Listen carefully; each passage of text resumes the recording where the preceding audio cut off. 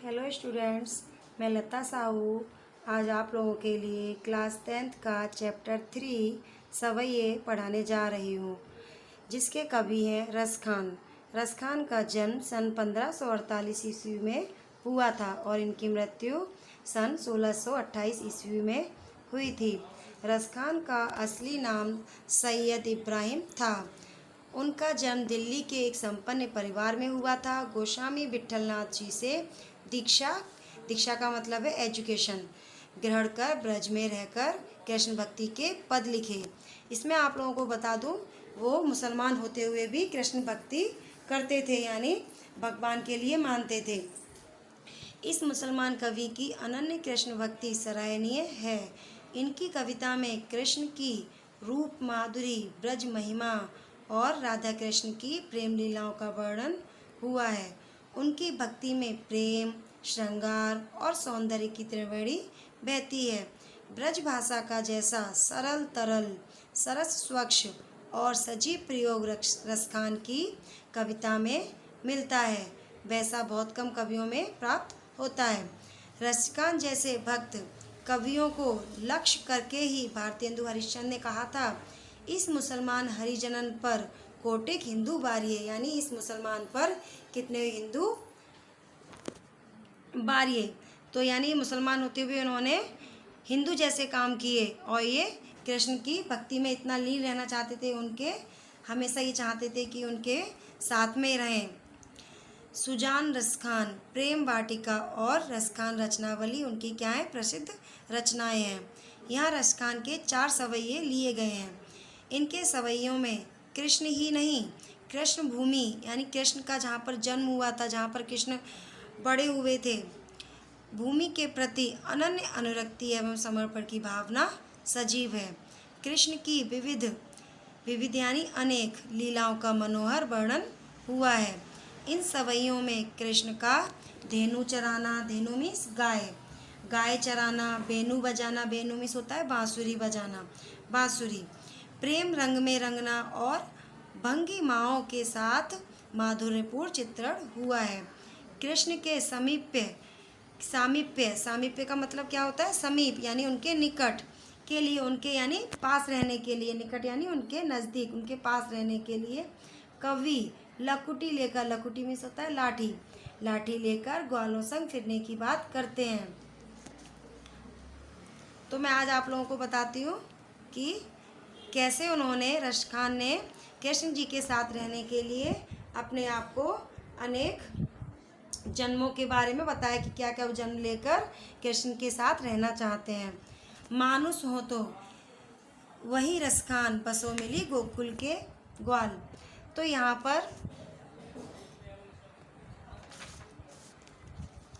मानुष का मतलब है मनुष्य। तो मानुष का मतलब क्या होता है, मनुष्य। और मिली का मतलब होता है मिलकर। और आगे मैं बताती हूँ, जो पशु हो तो कहाँ बस मेरो, चरो चित नंद की धेनु मंजारन। तो यहाँ पर पशु का मतलब है पशु, और बस चरो का में चरना, धेनु मीन्स होता है गाय, मंजारन मीन्स क्या होता है, बीच में, पाहन मीन्स पाहन हो तो वही गिरि को, जो धरी होकर छत्र पुरंदर कारण। तो यहाँ पर पाहन का मतलब है पत्थर और गिरी क्या होता है, पर्वत होता है। जो धरियो का मतलब होता है धरा, हाथ पर उंगली, हाथ पर रखा, हाथ की छत्तर मीन्स हमारी सबसे छोटी उंगली होती है हाथ की, तो वो छत्तर। पुरंदर यहाँ पर इंद्र को बताया गया है और कारण कोप बताया गया है, कोप यानी उनसे परेशान होकर। अब आगे इसमें दिया है, जो खग हो तो बसेरो करो मिल कालंदी कूल कंदब की डारन। तो इसमें खग का मतलब है पक्षी, जो मैंने आप लोगों को बताया है कि खग मीन्स क्या होता है, पक्षी।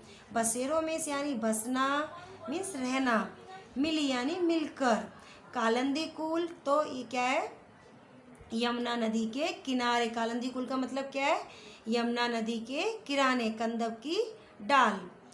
ओके, तो मैंने आप लोगों को बताया, मानुष हो तो वही रसखान, बसों मिली गोकुल ग्वाल के ग्वालन। तो यहाँ पर कवि रसखान कहते हैं कि अगर मुझे आगे जन्म मिले, अगले जन्म में अगर मैं मनुष्य हूँ, मनुष्य का जन्म मिले, तो मैं यही कामना करता हूँ कि मैं गोकुल में ही जन्म लूँ और वहाँ गाँव के ग्वालों के साथ मिलकर निवास करूँ। मैं यही चाहता हूँ। जो पशु हो तो कहाँ बस मेरो चरो नित, नंद की धेनु मंजारन। मंजारन मैंने क्या बताया था? बीच में। धेनु का मतलब मैंने आपको क्या बताया था? गाय। तो वे कहते हैं कि यदि मैं पशु योनि में जन्म लूँ तो इसमें मेरा कोई बस नहीं है। जैसे इसमें बताया गया कहाँ बस मेरो, तो उसमें कोई मेरा बस नहीं है। और मैं तो इतना ही चाहूँगा कि प्रतिदिन उन्हें नंद की गायों के बीच चलने का मौका मिले मुझे। मैं तो यही चाहता हूँ। पाहन, पाहन का मतलब यहाँ मैंने बताया था पत्थर। यदि मैं पत्थर बनूँ तो वही गिरी यानी वही गोवर्धन का पत्थर बनूँ जिसे श्री कृष्ण ने इंद्र के कोप से, पुरंदर का मतलब मैंने क्या बताया था? इंद्र। इंद्र के कोप से अपने हाथ से छत्तर की तरह उठा लिया था। छत्तर यानी छतरी। तो उसने किस पर उठाया था? अपनी सबसे छोटी उंगली पर उठा लिया था।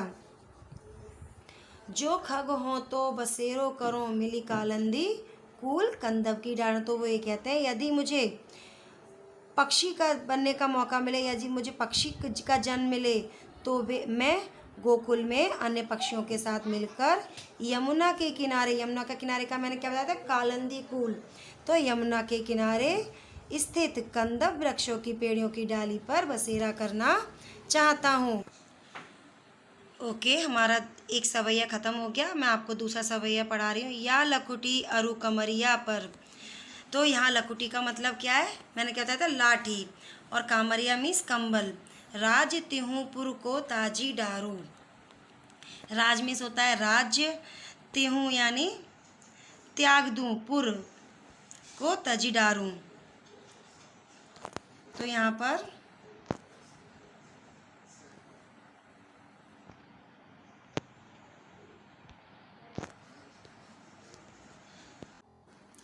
तो अब आप मेरे को बता दें। या लकुटी अरु कामरिया पर राज तिहूँ पुर को ताजी डारूँ। तो लकुटी मीन्स तो आपको मैंने बताया था अभी कि लाठी, और कामरिया मीन्स मैंने क्या बताया था? कंबल। राज मीन्स क्या होता है? राज्य। तिहूपुर यानी तीनों लोग। ताजी डारूँ यानी छोड़ दूँ।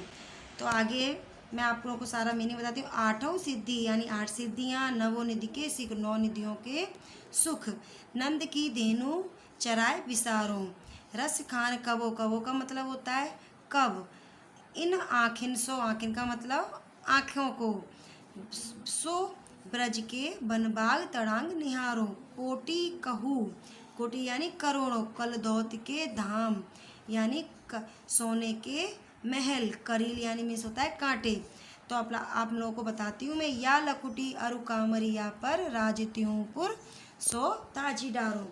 तो इसमें कविरस खान जी कहते हैं कि लकुटी मीन्स लाठी और कंबल लेकर मैं नंद की धेनु गाय विसारूं यानी नंद की गायों के साथ मैं भी जाना चाहता हूँ, जो मुझे भी उनके साथ जाने का सौभाग्य मिले। इसके लिए मैं तीनों लोक, आकाश, पाताल और मृत्यु, तीनों लोक त्याग देना चाहता हूँ। और इसके अलावा मैं 8 सिद्धियाँ भी त्यागना चाहता हूँ और 9 निधि का सुख भी त्याग देना चाहता हूँ। मैं तो यही चाहता हूँ कि मुझे कृष्ण जी के साथ गायों का चराने का सौभाग्य प्राप्त हो। रसखान कबो इन आखन सो ब्रज के बनबाग तड़ांग निहारूं। और भी कहते हैं कि यदि मुझे अपनी आँखों को, कबो यानी कब, मुझे जब कभी भी अपनी आँखों से ब्रज के वन बाग तड़ांग निहारने का मौका मिले तो मैं ये अवसर कभी भी जाने नहीं दूंगा।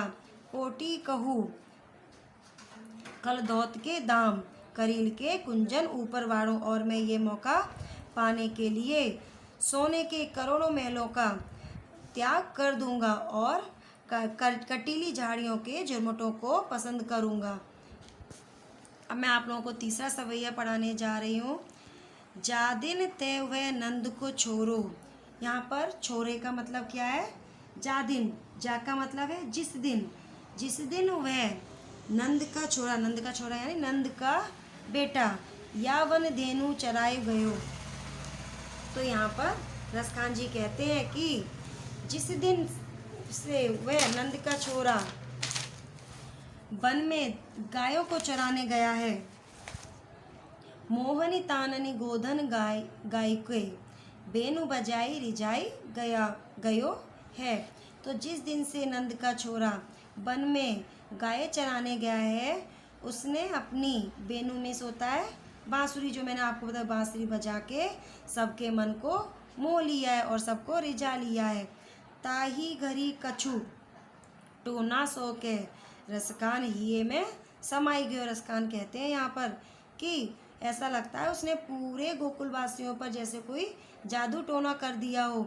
सब उसकी धुन में ऐसे मस्त हो गए हैं और वो सब श्री कृष्ण सबके हृदय में समा गए हैं। को न काहू की कहानी करे, कोई किसी के बारे में नहीं सोचता और किसी को किसी की परवाह नहीं है। सिगरो ब्रज वीर बिकाई गो, और सब कुछ किसकी उसमें लगे हुए हैं, श्री कृष्ण की सेवा में लगे हुए, यानी उन्हीं की परवाह कर रहे हैं, सब कुछ श्री कृष्ण के बारे में ही सोच रहे हैं। अब मैं आप लोगों के लिए चौथा सवैया समझाने जा रही हूँ। मोर पंखा सिर ऊपर राख्यो, गुंज की माला गरे पहिरोगे। तो यहाँ पर कवि रसखान ने श्री कृष्ण के प्रति गोपियों के प्रेम का वर्णन किया है और उन्होंने बताया कि किस प्रकार गोपियों ने श्री कृष्ण के लिए अपना सारा स्वांग रचा है। तो इसमें गोपियाँ कहती हैं, मोर पंखा सिर ऊपर रखियो। हम क्या करेंगे, जो जिस प्रकार श्री कृष्ण के सर पर मोर पंख रहता है, हम भी उसी प्रकार अपने सिर पर मोर पंख रखेंगे। गुंज की माला गरे पहरियो, जिस प्रकार श्री कृष्ण गुंज की माला, गुंज में सोता है गुंची यानी लाल रंग के जो होते हैं गले में पहनते हैं, और गुंज की माला हम भी पहनेंगे श्री कृष्ण के जैसे। ओढ़ी पीताम्बर, ओढ़ी यानी ओढ़कर, पीताम्बर में सोता है पीले वस्त्र ओढ़कर हम भी श्री कृष्ण के जैसे पीले वस्त्र ओढ़ेंगे। ले लकुटी वन, और क्या करेंगे, हम भी लाठी ले लेंगे। गोधन ग्वालिन संग फिरोंगी, और हम सब क्या करेंगे, गोपियाँ हम भी गोवर्धन में ग्वालिन के साथ में हम भी घूमेंगे। भाव तो वो ही मेरो रसखानी, सो तेरे कई स्वांग भरेंगे। और जो तुम्हें सब कुछ अच्छा लगता है, हम भी वही स्वांग रचेंगे जो तुम करते हो, हम भी तुम्हारे जैसा ही रूप धारण करेंगे। पे मुरली धर की, अधरान धरी अधना धरेंगे। बस हम एक काम नहीं करेंगे, वो क्या, जो मुरलीधर यानी श्री कृष्ण अपनी मुरली को अपने होठों पर रखते हैं, तो और श्री कृष्ण वो मुरली को बजाते हैं, हम उनकी मुरली अपने होठों पर रखकर उसको झूठा नहीं करेंगे। हम ये काम नहीं करेंगे, ये ऐसा काम हम कदापि नहीं करेंगे, और हम उनकी बांसुरी को झूठा नहीं करेंगे। तो क्या आप लोगों को समझ आए इसके चारों सवैया के अर्थ? अगर आप लोगों को समझ आ गए हों तो इसके आप लोग शब्दार्थ भी पढ़ लीजिए। शब्दार्थ में जो मैंने आप लोगों को कई मीनिंग समझाए थे वो भी इसमें दिए गए हैं। और फिर आगे आप लोगों को क्या करना है, ये स्वाध्याय दिया गया है। स्वाध्याय आपको जैसे क्वेश्चन नंबर 1 दिया गया है, तो इसमें से आप लोगों को आंसर फिल करना है। और क्वेश्चन नंबर 2 में एक एक वाक्य में प्रश्नों के उत्तर दिए गए हैं। और क्वेश्चन नंबर 3 में प्रश्नों के उत्तर 2-3 वाक्यों में दिए गए हैं। आप लोगों को क्या करना है, ये सारे प्रश्नों के उत्तर पूरा स्वाध्याय अपने नोटबुक के अंदर फिल करना है। और जब स्कूल ओपन होंगे तब आप लोगों का ये सारा मैं चेक करूँगी। और अगर आप लोगों को कुछ भी डाउट हो तो आप लोग मुझसे जब स्कूल में आएंगे तब ये सब पूछ सकते हैं। लेकिन आप लोगों को मेरा बताया हुआ जो भी मैंने आपको सवैये का मीनिंग समझाया था, आप उसको ध्यान से सुनना, तभी आप इसके सारे स्वाध्याय के आंसर फिल कर सकते हैं। और जितना आए उतना करना। Okay, thank you.